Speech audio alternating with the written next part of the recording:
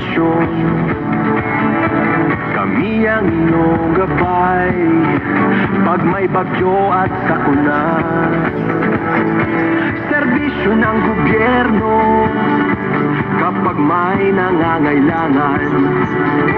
Mga proyekto ng Pangulo, damang-dama ang pagmamahal niya.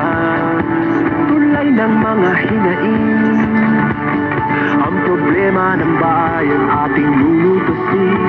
Tulay sa himpapawid, tulay ng pagbabago.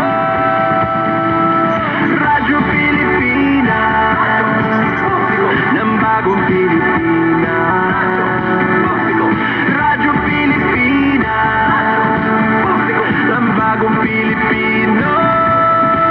Mga proyekto ng Pangulo, damang-dama ang pagmamahal niya. Radyo Pilipinas, ang boses ng Pangulo.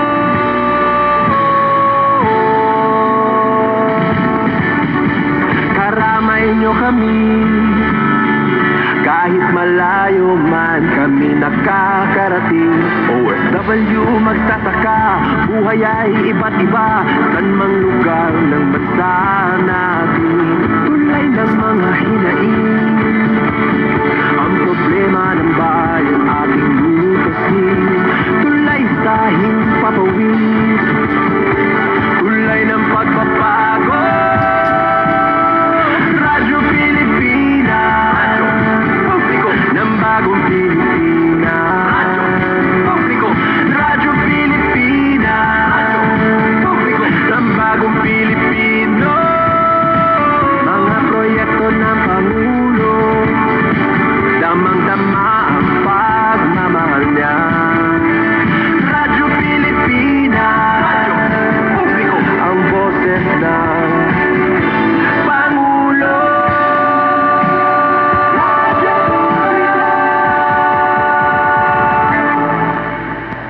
Radyo Pilipinas, Radyo Publiko, Radyo Pilipinas. Serving the Republic of the Philippines for more than 75 years. Ito po ang Presidential Broadcast Service.